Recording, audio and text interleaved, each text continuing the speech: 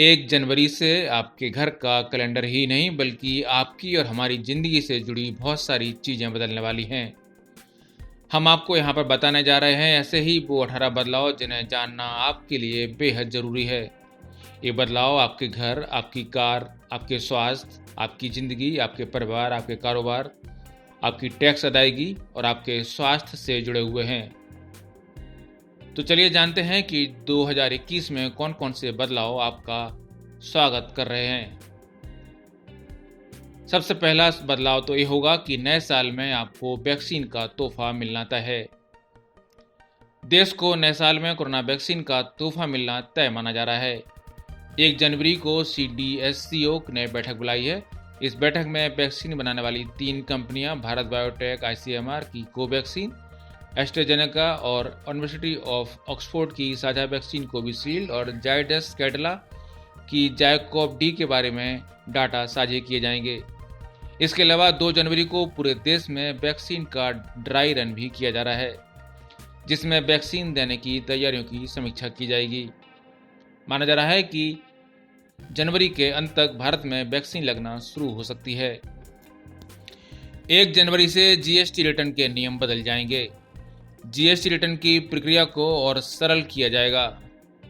नई प्रक्रिया में सालाना 5 करोड़ रुपए तक का कारोबार करने वाले छोटे कारोबारियों को जनवरी 2021 से सिर्फ 4 सेल्स रिटर्न फाइल करने होंगे। इस समय कारोबारियों को मासिक आधार पर 12 रिटर्न GSTR-3 भी दाखिल करने होते हैं। इसके अलावा 4 GSTR-1 भी भरना होता है। नया नियम लागू होने के बाद टैक्स पेयर्स को केवल 8 रिटर्न भरने होंगे। इनमें 4 GSTR-3 भी और 4 GSTR-1 रिटर्न भरना होगा। ई-इनवॉइस प्रणाली 1 जनवरी से ही GST कानून के तहत 100 करोड़ रुपए से अधिक का टर्नओवर होने पर B2B यानी बिजनेस टू बिजनेस भुगतान के लिए ई-इनवॉइस जरूरी होगा।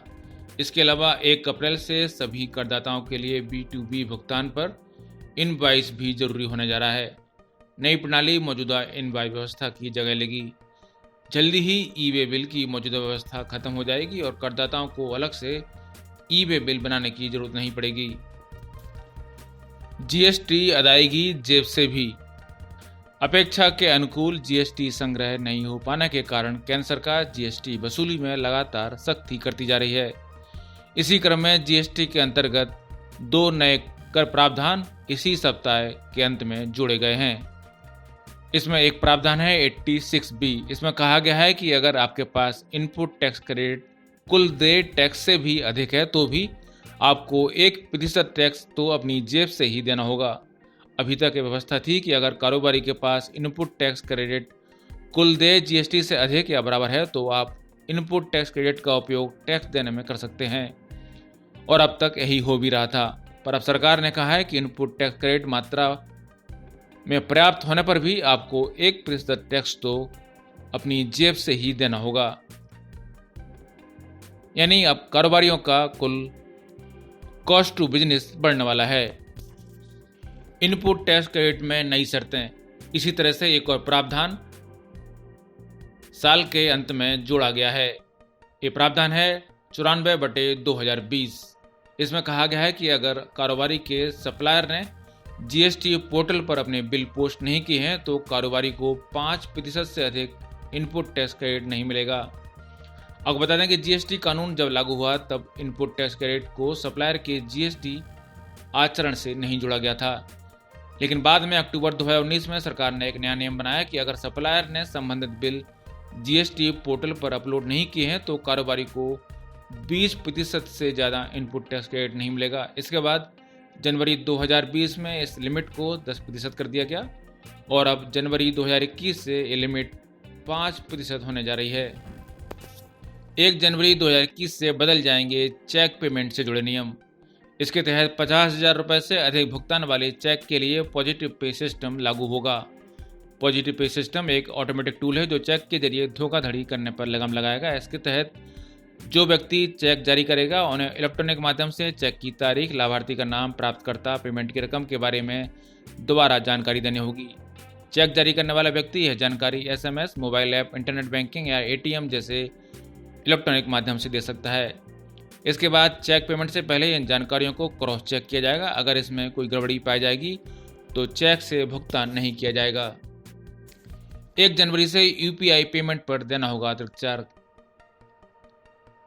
1 जनवरी से अमेजन पे, गूगल पे और फोन पे से लेन देन पर आपको अतिरिक्त चार्ज देना पड़ सकता है। दरअसल एनपीसीआई ने 1 जनवरी से थर्ड पार्टी ऐप प्रोवाइडर की ओर से चलाई जाने वाली यूपीआई पेमेंट सर्विस पर अतिरिक्त चार्ज लगाने का निर्णय लिया है। एनपीसीआई ने नए साल पर थर्ड पार्टी ऐप के ऊपर 30% का कैप लगा दिया है। हालांकि यह चार्ज पेटीएम को नहीं देना पड़ेगा। कॉन्टैक्टलेस पेमेंट की लिमिट में बढ़ोतरी। कोविड-19 के शुरू होने के बाद देश में डिजिटल पेमेंट की चलन में तेजी आई है। सरकार, आरबीआई और बैंकों की ओर से लोगों को डिजिटल और कॉन्टैक्टलेस पेमेंट का ज़्यादा से ज़्यादा इस्तेमाल करने की सलाह कई बार दे चुकी है। कॉन्टैक्टलेस पेमेंट का एक जरिया कॉन्टैक्टलेस कार्ड पेमेंट भी होता है। लोग कॉन्टैक्टलेस कार्ड पेमेंट की मदद से ज़्यादा अमाउंट में और आसानी से ट्रांजैक्शन कर सकें। इसके लिए हाल की मौद्रिक नीति समिति बैठक में कॉन्टैक्टलेस कार्ड ट्रांजैक्शन की लिमिट को बढ़ाकर 5,000 रुपये प्रति ट्रांजैक्शन करने का फैसला किया गया। अभी यह लिमिट फिलहाल 2,000 रुपये है। यह बढ़ी हुई लिमिट 1 जनवरी 2021 से लागू होगी। गाड़ियों पर 15 फरवरी से फास्टैग लगवाना अनिवार्य। गाड़ियों पर 15 फरवरी से फास्टैग लगाना जरूर हो जाएगा। बिना फास्टैग के नेशनल हाईवे टोल पर पार करने वाले चालकों को 2 गुना चार्ज देना होगा। फिलहाल सभी टोल प्लाजा पर 80% लाइनों का फास्टैग और 20% लाइनों का कैश में इस्तेमाल किया जा रहा है। 15 फरवरी से सभी लाइनें फास्टैग हो जाएंगी। अपना फास्टैग अकाउंट में कम से कम 150 रुपये की राशि रखना जरूरी होगी, नहीं तो फास्टैग को ब्लैक लिस्ट कर दिया जाएगा। इसके पहले 1 जनवरी 2021 से टोल पार करने के लिए फास्टैग जरूरी बनाया गया था, पर अभी दिनांक 1 जनवरी के बजाय 15 फरवरी कर दी गई है। बदल जाएंगे म्यूचुअल फंड निवेश के लिए नियम। निवेशकों के हितों को देखते हुए मार्केट रेगुलेटर सेबी ने म्यूचुअल फंड के नियमों में कुछ बदलाव किए हैं, जिससे इनमें रिस्क को कम किया जा सके। सेबी ने मल्टी कैप म्यूचुअल फंड के लिए असेट एलोकेशन के नियमों में बदलाव किया है। नए नियमों के मुताबिक अब फंड्स का 75% हिस्सा इक्विटी में निवेश करना जरूरी होगा, जो कि अभी न्यूनतम 65% है। सेबी के लिए नए नियमों के मुताबिक मल्टी कैप फंड के स्ट्रक्चर में बदलाव होगा। फंडों को मिड कैप और स्मॉल कैप में 25-25% निवेश करना जरूरी होगा, वहीं 25% लार्ज कैप में लगाना होगा। पहले फंड मैनेजर्स अपनी मनमर्जी के हिसाब से आवंटन किया करते थे, अभी मल्टी कैप में लार्ज कैप का वेटेज ज़्यादा रहता है। 1 जनवरी 2021 से ये नया नियम लागू हो जाएगा। 1 जनवरी से फटाफट मिलेगा बिजली कनेक्शन। सरकार बिजली उपभोक्ताओं को नए साल से तोहफा देने जा रही है। बिजली मंत्रालय 1 जनवरी से उपभोक्ता के अधिकार के नियमों को लागू करने की तैयारी में है। इसके बाद बिजली वितरण कंपनियों को तय अवधि के अंदर उपभोक्ताओं को सेवाएं उपलब्ध करानी होगी। ऐसे में अगर वो नाकाम रहती हैं तो उनसे उपभोक्ता जुर्माना वसूल सकता है। नियमों के मसौदे को कानून मंत्रालय को भेजा गया है। मंजूरी मिलने के बाद नया कनेक्शन लेने के लिए उपभोक्ता को ज़्यादा कागजी कार्रवाई की जरूरत भी नहीं होगी।